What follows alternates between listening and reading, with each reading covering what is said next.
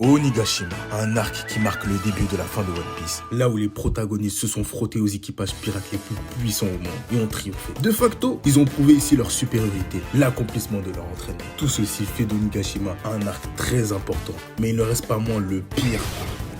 Et avant que je m'explique, laisse-moi d'abord me présenter. Je suis Dixapeg, tout droit apparu dans le chaos de TikTok. D'ailleurs, n'hésite même pas à t'abonner. Cette vidéo est la première de cette chaîne. N'hésite surtout pas à me donner de la force en mettant des pouces bleus et en t'abonnant. Ça m'encouragera et sur le long terme, on pourra créer une communauté, la Peg, qui bouleversera le YouTube manga d'aujourd'hui. Que je trouve assez fade, faut qu'on se le dise. Principalement ici, je parlerai de One Piece, car c'est le manga en cours d'apparition que je maîtrise le plus. Mais ça m'empêchera pas de parler d'autres mangas et d'anime. Bref, ceci étant dit, passons à la vidéo. En ce qui me concerne, Onigashima est un mauvais arc, et peut-être même le seul de tout One Piece. Oda en est grandement pour quelque chose. En effet, il nous a fait miroiter beaucoup d'attentes, et ça, depuis l'introduction des 4 empereurs, et de leur rôle dans le monde de One Piece. Il nous les a vendus comme les boss de fin, avec des décennies de piraterie, qui justifient leur force et la crainte qu'ils inspirent. Pour dire, depuis l'ellipse, on a eu droit à 5 arcs. L'île des hommes poissons, Alcazar, Dressrosa, Zou et Walking Island. Tout ça pour préparer l'arc Wano Kuni et Onigashima.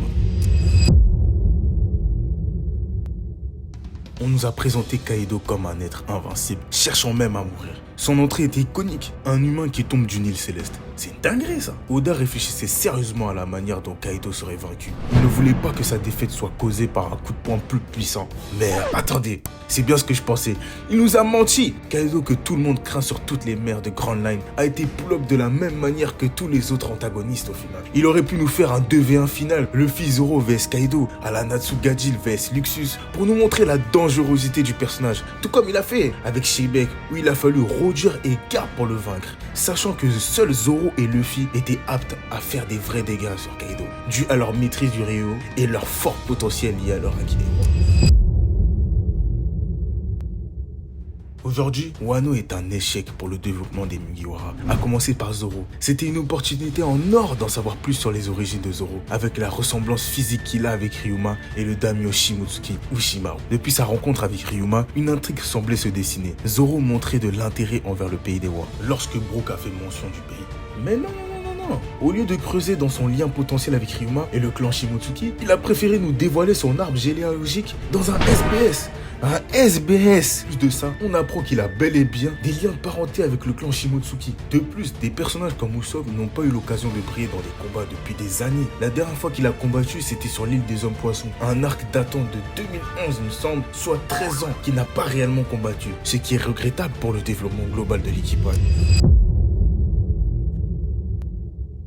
L'arc Onigashima a échoué à nous montrer la menace que représente un équipage d'empereurs. Là où Whole Cake a mieux réussi de par le fait que même Sanji s'est résilié face à l'équipage de Big Mom, alors qu'il est le 3e plus fort de l'équipage. Luffy, qui s'est fait capturer et a peiné à vaincre le second d'un empereur, nous montrait que malgré leurs 2 ans d'entraînement, l'expérience que ces pirates ont a écrasé ce qu'ils sont. Dans Wano, il n'y avait pas un, mais 2 empereurs. Et pourtant, les conséquences face à leur affrontement étaient minimes. Oda nous a promis une guerre totale dépassant même la qualité de l'arc Marineford. Mais que nenni, il n'y a eu aucune perte comparable qui aurait pu impacter sérieusement les protagonistes. La majorité des fourreaux rouges sont en vie. Pour certains, cela relève même du miracle. Kinemon. La mort d'Izo était totalement random. On dirait qu'il est venu à Wano seulement pour mourir. Il en avait marre de sa vie de pirate retraité. Ce qui a fait de Marineford un arc légendaire, c'est la mort d'un empereur marquant la fin d'une ère. La mort de Ace montrant la faiblesse de Luffy et son incapacité à protéger les gens qu'il aime. À Wano, il n'y a eu rien de tout ça, même si on n'attendait pas autant.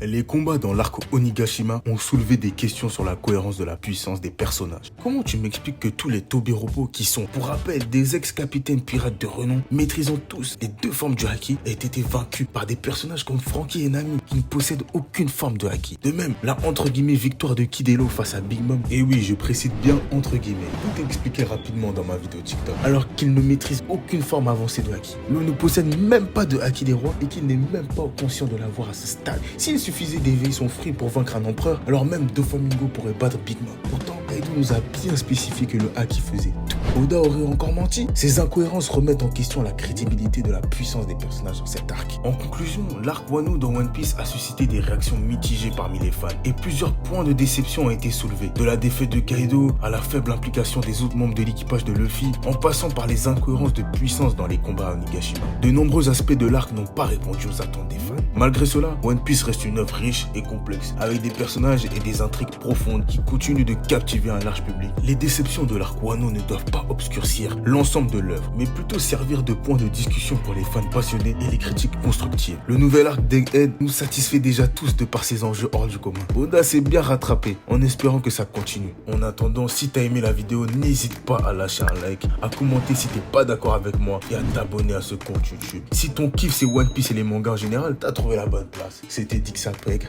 et à la prochaine.